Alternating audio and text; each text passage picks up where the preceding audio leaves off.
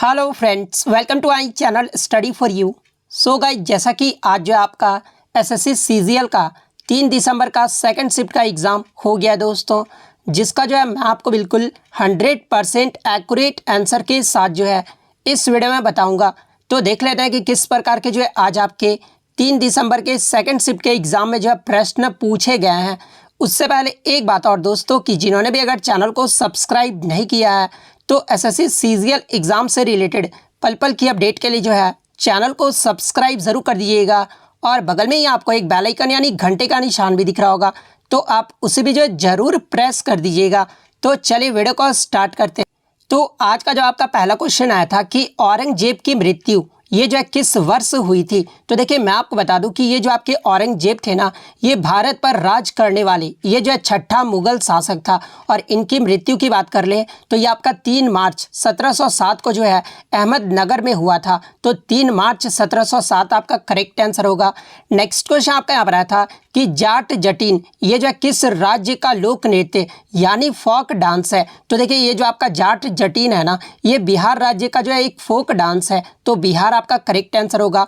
बात कर ले बिहार के अन्य लोक नृत्य के बारे में, जैसे कि विदेशिया, झुमरी डांस, झिझिया नृत्य, कजरी नृत्य, पाइका नृत्य, ये सभी जो आपके बिहार राज्य के जो है लोक नृत्य हैं। तो ये फैक्ट भी आपको ध्यान में रखना है। नेक्स्ट क्वेश्चन आपका यहाँ पर आया था कि on which date was the final match of French Open 2021 held, यानी फ्रेंच ओपन 2021 का जो फाइनल मैच है ना, ये किस तारीख को खेला गया था। तो और आपका जो एग्जैक्ट डेट पूछ दिया गया था। तो देखिए, फ्रेंच ओपन 2021 जो है ये आपका stade Roland Garros Paris France में खेला गया था। और ये कब से कब तक खेला गया था, तो ये आपका 30 मई से लेकर 13 जून 2021 तक जो है ये आपका खेला गया था।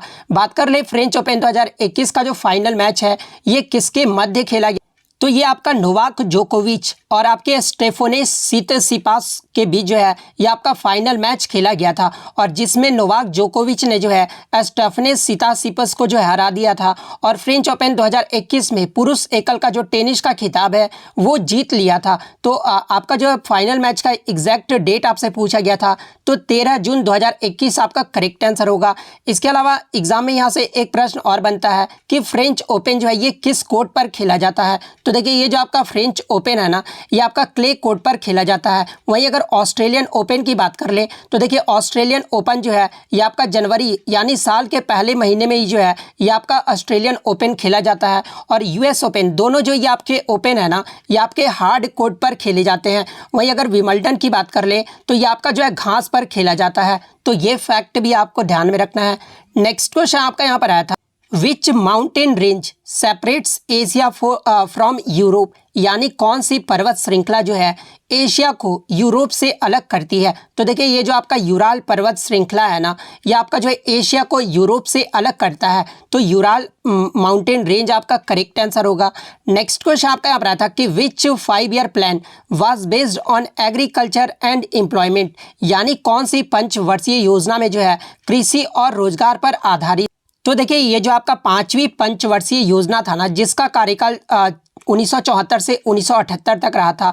और इस 5वीं पंचवर्षीय योजना में जो है रोजगार, गरीबी उन्मूलन, जिसमें गरीबी हटाओ का भी नारा दिया गया था, और न्याय पर जो आपका जोर दिया गया था। इसके अलावा 5वीं पंचवर्षीय योजना में भी जो है कृषि उत्पादन और रक्षा में आत्मनिर्भरता पर भी जो है वो ध्यान केंद्रित किया गया था। तो 5वीं पंचवर्षीय योजना आपका करेक्ट आंसर होगा।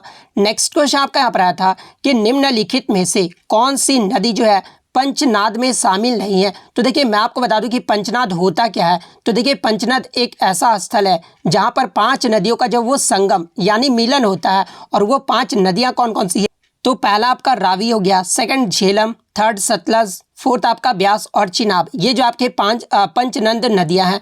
तो ये इसमें से आपका 3 ऑप्शन में दिया गया था। चौथा जो ऑप्शन था, आई थिंक बच्चों के द्वारा मिला है कि इंडस रिवर यानी सिंधु नदी दिया गया था। तो देखिए, ये जो आपका सिंधु नदी है ना, ये पंचनाद में शामिल नहीं है। तो सिंधु नदी आपका करेक्ट आंसर होगा। नेक्स्ट क्वेश्चन आपका यहाँ पर आया था कि 2011 की जनगणना के अनुसार सबसे ज़्यादा जो साक्षरता दर यानी जो लिटरेसी रेट रहा था ना, ये किस राज्य का रहा था। तो देखिए 2011 की जो जनगणना हुई थी, जो कि 15वीं जनगणना हुई थी, और इसमें जो केरल का साक्षरता दर यानी लिटरेसी रेट जो रहा था ना, वो सबसे ज़्यादा रहा था। केरल की लिटरेसी रेट की बात कर ले तो ये आपका 94% रहा था। वहीं अगर केरल में पुरुष साक्षरता दर पूछ ले कि कितना परसेंट रहा था, तो ये 96.11% रहा था। और महिला साक्षरता दर की बात कर ले तो ये 92.07% रहा था। वहीं अगर बात कर ले भारत में 2011 की जनगणना में भारत का जो साक्षरता दर कितना रहा था, तो ये 74.04% रहा था। वहीं अगर पुरुषों की साक्षरता दर की बात कर रहे ओवरऑल कितना रहा था, तो ये आपका 82.14% रहा था। और महिलाओं में जो साक्षरता दर है ना, वो 65.46% रहा था। और सबसे कम साक्षरता दर वाला जो राज्य रहा था, ये आपका बिहार राज्य रहा था। बिहार का जो लिटरेसी रेट है ना, वो 63.8% रहा था। तो ये सारे फैक्ट आपको ध्यान में रखना है। तो केरल आपका यहाँ पे करेक्ट आंसर होगा।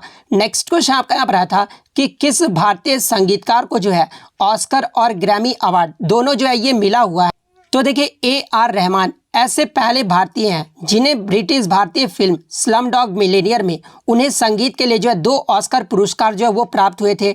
और इसी फिल्म में गीत जय हो के लिए जो है सर्वश्रेष्ठ साउंड ट्रैक कंपोजिशन के लिए जो है सर्वश्रेष्ठ फिल्मी गीत श्रेणी में जो इन्हें 2 ग्रैमी पुरस्कार भी जो वो दिया गया था। तो AR रहमान आपका करेक्ट आंसर होगा। नेक्स्ट क्वेश्चन आपका यहाँ पर आया था कि व्हाट इज अनसैचुरेटेड हाइड्रोजन यानी असंतृप्त हाइड्रोजन जो है वो क्या होता है। तो देखिए वैसे हाइड्रोकार्बन जिनमें कार्बन परमाणु की जो संयोजकता है ना, वो आपस में द्विबंध अथवा त्रिबंध यानी डबल एंड ट्रिपल बॉन्ड के द्वारा जो है ये जुड़ा रहता है, उसे जो है असंतृप्त यानी अनसैचुरेटेड हाइड्रोकार्बन कहा जाता है। तो ये आपका यहाँ पे करेक्ट आंसर होगा। एग्जाम्पल के तौर पे अगर मैं बात कर लूँ तो C2H4 C2H2 ये सब जो आपके अनसैचुरेटेड हाइड्रोकार्बन है। तो ये फैक्ट भी आपको ध्यान में रखना है। नेक्स्ट क्वेश्चन आपका यहाँ पर आता है कि फिट इंडिया मूवमेंट इसकी जो शुरुआत है ना, ये कब हुई थी। और ये देखिए ये जो आपका रिपीटेड प्रश्न है, बहुत सारे बच्चों के मन में ये डाउट रहता है कि सर एनालिसिस देखने से क्या फ़ायदा होता है। तो देखिए मैं आपको बता दूं कि आपके बहुत सारे प्रश्न जो है वो रिपीट भी होते हैं और एक्स्ट्रा फैक्ट से भी जो मैं बताता हूँ ना, वहाँ से भी जो आपके प्रश्न पूछे जाते हैं। तो आप डेली एनालिसिस मेरा ज़रूर देखा कीजिए, क्योंकि मैं आपके लिए इतनी मेहनत करता हूं, तो आप अपनी तैयारी के लिए जो है मेरा ज़रूर देख सकते हैं। तो देखिए मैं आपको बता दूं कि माननीय प्रधानमंत्री ने शारीरिक फिटनेस को जीवन का एक तरीका बनाने के उद्देश्य से जो है नरेंद्र मोदी के द्वारा 29 अगस्त 2019 को फिट इंडिया मूवमेंट की जो है शुरुआत की गई थी। तो 29 अगस्त 2019 आपका करेक्ट आंसर होगा। बात कर ले फिट इंडिया मूवमेंट का उद्देश्य जो है ये क्या रखा गया। तो देखिए फिट इंडिया मूवमेंट का जो उद्देश्य था ना, वो आसीन जीवन शैली से लेकर दिन प्रतिदिन के जीवन के शारीरिक रूप से सक्रिय तरीके से जो है व्यवहार में परिवर्तन करना, ये जो है इसका मुख्य उद्देश्य था। नेक्स्ट क्वेश्चन आपका यहाँ पर आया था कि कालिदास पुरस्कार की जो शुरुआत है ना, ये कब हुई थी। तो देखिए मैं आपको बता दूं कि ये जो आपका कालिदास सम्मान है ना, ये भारत के मध्य प्रदेश की सरकार द्वारा जो है इस पुरस्कार को जो है वो दिया जाता है। और इसकी जो स्थापना है ना, ये सन 1980 में किया गया था। तो 1980 आपका करेक्ट आंसर होगा। नेक्स्ट क्वेश्चन आपका यहाँ पर आया था कि अलाउद्दीन खिलजी ने अपने शासनकाल में जो है टोटल कितने टैक्स यानी कर लगाए। तो देखिए अलाउद्दीन खिलजी के द्वारा अपने शासनकाल में जो है 3 टैक्स जो है वो लगाया गया था। बहुत सारे बच्चों ने जो है 4 मार्क कराया है, लेकिन मैं आपको बता दूं कि वो जो है अलाउद्दीन के काल में हुआ था। लेकिन अलाउद्दीन खिलजी ने जो है अपने शासनकाल में ही जो है 3 ही टैक्स लगाए थे। और वो 3 टैक्स कौन कौन से था। तो एक तो आपका रेसिडेंस यानी आवासों पर, जिसे जो है गरई कहा जाता था। सेकेंड आपका जो था वो खरज था, जो कि लैंड टैक्स था। थर्ड आपका जो है वो आपका जिजिया था, जो कि पॉल टैक्स था। तो ये आपका 3 टैक्स आपका यहाँ पे करेक्ट आंसर होगा। नेक्स्ट क्वेश्चन आपका यहाँ पर आया था कि who said that be the change you want to see in the world, यानी किसने कहा था कि खुद को बदलाव बनिए जो दुनिया में आप बनना चाहते हैं। तो देखिए ये जो कथन है ना, ये महात्मा गांधी के द्वारा कहा गया था।